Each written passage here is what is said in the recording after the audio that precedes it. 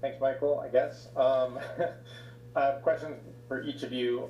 Ricardo, yesterday, Mauricio talked about this opportunity in this camp for you, the chance to make an impression, to fight for your spot on the team. I wonder if you could talk about your mentality going into these games. And then, Matt, I wonder if you caught any of Atlanta, Miami, the series, and your thoughts on Brad Guzan at 40 years old, kind of being the hero in that series, and you know what it means to the goalkeeper fraternity to see a guy like that kind of stand out. Thank you.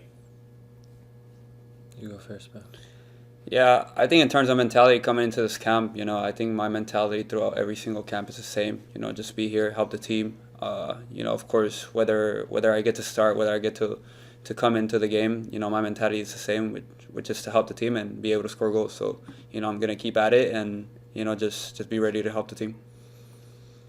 Yeah, it was great. I follow along all MLS happenings pretty closely. Coming from that league, I think it's exciting to watch and to follow along. So to see Goose play the way that he did was truly spectacular. You can tell when he's flowing, and he's in that mental zone. So I was happy for him. He was a great mentor for me when we were together in the Gold Cup in 2021.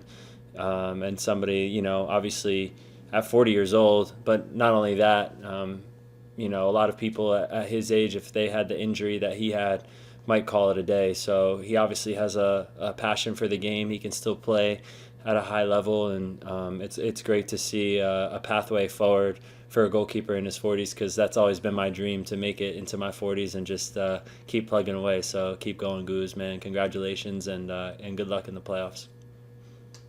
Next will be Henry Bushnell from Yahoo. Thanks, Michael. Hey, guys. Hope you're doing well. Bit of an offbeat question for you. Has the U.S. presidential election been a topic at all, from last week, been a topic at all that has been discussed in camp? Like, has it come up in conversations? Or did you guys talk about it, via WhatsApp or text last week as it was happening?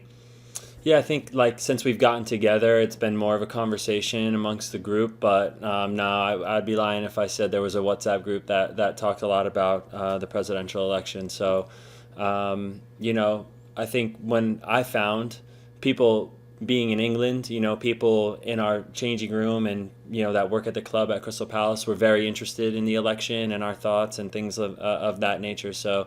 We know that it was a big moment for not only just the United States, but also everywhere in the world. And it's nice to hear everyone's perspectives and sort of grow together, hear each other, and just learn and be understanding. Next will be Doug McIntyre from Fox. Thanks, Michael. Thanks for doing this, guys. A question for each of you, if I may. Rico, you're starting more this season for PSV than you were last year. I think you've made 3 starts, started 2 of their last 3 games in the Eredivisie. How will that help you if you do get the opportunity to start in one or both of these games coming up? And Matt, I know it's a little weird with Rico sitting next to you, but you were on the field when he made his debut against Honduras in 2001, match that turned qualifying around. How have you seen him change as a player, as a man, these last 3 years? Yeah, I think it's important as a striker to be able to play games. No, of course, coming off 3 starts where I've scored, and I think it's important for a striker, for his confidence and just to get in the rhythm. And coming into this camp, like I've said, my mentality is the same no matter where I am. And so I think it helped me just be in the zone and be ready for when my name's called up to score goals. Yeah, obviously, that was a huge moment for our, bid to make the 2022 World Cup. And, for Rico, he stepped onto the scene there for us, and he was a huge part of our qualifying journey. And, he's grown a lot since then. And there's been ups and downs, no doubt. But I think for me, watching him mature as a young man has been special. I mean, I'm 30. I feel like kind of like a little bit more than a big brother to him, because I never had younger brothers. I never had anybody like that. But the things that he's gone through as a professional have been very challenging. And for him to have the mentality that he still has, it's easy to just be like, oh, the cards are stacked against me and I'm gonna, shy away from it, and it's just not happening for me. But no, he's continued to knock down barriers, knock down the door, scored Champions League goal, if I'm not mistaken, and things like that. So he's grown a lot, and he's a really crucial player to our national team since that moment in Honduras. But don't forget about the save I made in the second half to keep it 1-0 and then allow him to come on and do that. You know what I mean? So don't forget about that. That's important. That's important. That's Gotta give their important. credit. That's important. We'll go to Stephen Goff from the Washington Post. Guys, Matt, question for you. Mauricio has emphasized the importance, obviously, of playing regularly overseas, and all coaches do that, of course. I was wondering what his message directly to you has been in terms of getting minutes in between national team camps, and how you process that in terms of how it relates to your national team status. Thanks. Yeah, obviously my situation over the last 12 months has been not inconsistent, to give it a nice plain word, at the club level. So yeah, that's been a great challenge for me, and he's just shown an understanding for the position that I found myself in, but also he's not in the business of giving handouts. He's not handing me these last games in October just because he might need it, for his confidence to show himself. No, I've shown up to training, I've done well, and I've proved that I can, play for him and play in this style. So obviously on the back of those, I've then gone to Crystal Palace, and in the last month I made my debut and played well in a Carabao Cup game. And for me, that was a big moment because Oliver Glasner made it very clear to me and to my team that it wasn't a handout. It was something that's well earned, and that gave me a lot of confidence for how I've been training, how I've been preparing, how I've been approaching every single day. And I found myself in these positions quite a few times now where I'm not consistently playing, but not to hype myself up too much, but I give a lot of credit to myself for the approach that I can bring every day. And as exhausting as it can be for my family, when I say, I have a game tomorrow, I can't, but my wife understands that it's more than just being a backup goalkeeper. It's about preparing every single game like I'm playing the same way, and taking that same approach no matter what, and because I want to be ready when my number's called upon. So it's really helped me to learn what I need to do to always stay ready and always stay prepared. And obviously in a perfect world, at some point I'm going to get my break, and I'm going to get a run of games, and I'm going to find that consistency, and I'm going to find that manager that trusts me over everybody else no matter what, and I'll get that rhythm again. And so I'm just going to keep plugging away, keep controlling what I can control right now, and if my number's called, I'm going to play to the best that I can. Next is Ron Blum from the Associated Press. Hey Matt, during this time period where you're not getting regular minutes, has training and staying sharp changed for you at all in your routines that you do? And at some point, if the situation continues, what's the point where you think about returning to MLS? Yeah, I'm not quite there yet. I think for me, I know I can play at the level that I'm currently at. It's just about finding that consistency, that opportunity where I feel comfortable, and I think for me, it's the approach never wavers. It's all about that mindset that you bring every day to get better, to understand that you need to learn. To be more consistent and work on the things, look in the mirror and work on the things that you really need to work on to find that consistency. So I think I'm self-aware to a fault sometimes. Sometimes I wish I could be one of those goalkeepers that could look at a play and think, I couldn't do anything about that. I've never conceded a goal in my entire career that I thought, you know what, I couldn't have done anything about that goal. So I'm always trying to learn and improve, and that's the mindset that I bring to every single training session, and I'm sure my teammates can attest to that. Yes. C. Damn. Next will be Ryan Talmadge from Goal.com. Thank you, Michael. This one's for Ricardo. Obviously, last month I'm sure there was a lot of information thrown at all of you guys as you kind of got used to the new coach and the new system and everything you were going to do. And that even got cut short for you just because you had to go back. You know, looking at this camp and this second go around under Mauricio, what are the types of things you're working on with him? What are the things he's asking for you? And does it feel any different than it felt last time when you kind of got that start under him? Just for me? Yeah, that's for you. Yeah, so, yeah, to be honest, coming into camp, we already know what to expect a little bit from the coach. You know, we know he expects a lot from us, you know, whether it's in training or in the game. You know, he's a coach that, you know, he wants to win no matter the situation, which is really important for the team.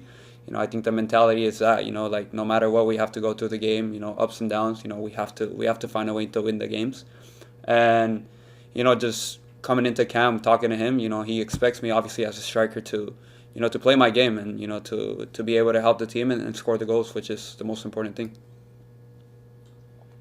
Next is Charlie Bone from MLSsoccer.com. Hey guys, thanks for speaking today. And this is, I hope both of you will take this one. And it kind of follows on the question about Brad Guzan. But I know the schedule can be difficult with the time difference. But I just was wondering if how much of the playoffs, MLS playoffs in general, you've been watching as two guys who experienced it in your own careers. Does that still hold interest or call out to you, or you guys completely absorb the European no playoffs system and prefer that these days? Nah, still watch, still captivated. My parents are still very heavily interested in MLS as well. Not sure about this 3-game playoff series, I can't lie, but otherwise I think you know, things are pretty exciting, and it's been fun to see some upsets and things like that. Yeah, I just think it's crazy with what happened with Miami. You know, they were winning the whole thing, and then all of a sudden, first round, they're eliminated. So. Yeah. I experienced that as well. Being winning a supporter shield is crazy. Almost like a curse right now in MLS. It's crazy. We'll continue with Mike Whitala from Soccer America. Thanks, Matt. I figure you get a very good view of the U.S. attackers and how they play and how they shoot. Can you share your view on what makes Ricardo an effective center forward, and you know any qualities he might have that make him successful in his position from the way you see it when he takes shots at you? Yeah, I don't know if he's ever scored on me in training, so it's tough to say. No, he's listen, I'm not going to give away all his secrets, but what I have to say about him is that he does work on his craft every single day. So there's not a day that goes by that I've seen where he's not out there, you know, after the rest of the team, working on little bits, little areas, those last finishing touches. And I think what makes him, in my opinion, really stand out is that he tries things, you know, and all the best strikers are very inventive, and he's always he wants to score, so he's always trying different things, trying new things, testing boundaries, testing limits, and I think that that bodes well. Because how old are you? 21. 21? 21. Come on, guys. Okay, 21. Enough said. 21. We'll take a few more questions. Continue with Seth Vertelman. Thanks, Michael. This one's for Ricardo. I wanted to kind of ask about your general situation at PSV. You know, this story seems to have been, since you got there, that you weren't getting a ton of minutes, and when you play, you're successful. And then this year, like Doug mentioned, you know, it does seem like things are starting to turn a little bit. You know, you've started 3 of the team's last 6 league games after starting 1 game in the league last year. So I'm wondering if you're just feeling satisfied with the progress that you're making. Like, do you feel like you're on the right track at the club and you're able to, you know, sort of trust the process a little bit? Yeah, man. To be honest, it's been a long year and a half of being patient on the bench. You know, waiting to play 10, 15 minutes every weekend. You know, it got a little frustrating, but at the same time, you know, I know that I have to be patient with the process. You know, I'm at a point in my career right now where I'm ready. You know, I'm ready to you know, to either start, you know, to get more playing time, you know, and, you know, I think like I feel like I've been showing that, you know, whether it's at club or national team, you know, and that's just how I'm feeling, you know, I'm feeling ready to be the man, to be the starter, and, you know, I feel like, you know, I've been proving that, and, you know, I'm going to continue with the same mentality, and I'm going to continue to take advantage of my opportunities. Next is Hector Lazzeri. Bye. Hey guys, it's Lasse from Club Sports. I got one question for each. Matt, you were part of the team that played in Guadalajara. Ricardo was not. what were the takeaways and the message that Mauricio gave you guys after losing that streak you had with Mexico? And for Ricardo, hope you can answer in Spanish. Chucky Lozano está viviendo sus últimas semanas con el PSV. ¿Qué ha significado tener a Chucky en el equipo? Si hay una especie de bromas con los partidos en las selecciones. Y se han hablado algo de MLS, que va a ser su siguiente destino. Gracias. Yeah, I don't want to open the doors too much because sometimes the messaging between the coaching staff and the players can be personal, and that's things that we want to keep in-house. But, from my perspective, I think, we just didn't do enough of the little things in the game. I'm not talking about tactics, and I'm not talking about quality. I'm talking about, backing each other up when hard tackles and challenges came in, getting on the referee, just the little things, letting them start the games quickly, letting them take the ball away from us so we couldn't restart the game quickly, losing duels all over the pitch. And those are things that, there's the game and there's tactics, and then on the other side, there's the game within the game. And for us, we lost that part of the game in a big way, and obviously the result reflected that. So, it was a disappointing night in Guadalajara for us. It was a difficult game, but hopefully lessons learned all around from everybody within the pool, and we can build and learn and grow from that. Sí, obviamente teniendo a Chucky es algo especial, la verdad. Un jugador de clase mundial, ¿no? Ha jugado con equipos muy grandes. Teniéndolo en el camerino, creo que, bueno, como jugador es un jugador espectacular. Nos ayuda mucho en el ataque. Y obviamente platicando ahí con él y sobre su movida a la MLS, creo que está feliz, ¿no? Está feliz. Creo que será un buen paso para él y, bueno, toda la suerte del mundo. Last question comes from Donald One. Well said. Thanks, Michael, and hey guys, good to see you. My question is focusing on the game tomorrow against Jamaica. You're down at the office.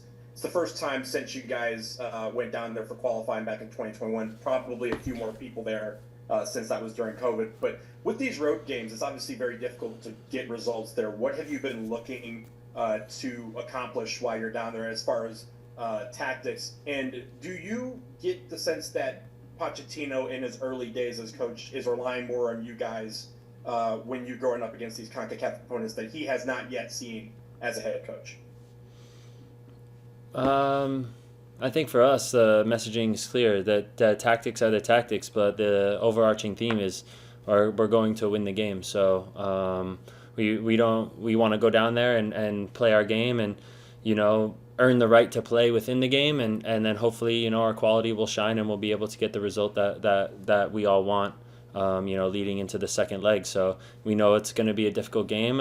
Again, glad to have had the more recent experience now of just playing a CONCACAF road game. I know, when you play Mexico, it's never a friendly, but, we had the experience of, being away and playing on a pitch that was not perfect and all that stuff. So we have no excuses, and we'll go down there and we'll give it our best go, and hopefully that our best foot forward results in a win.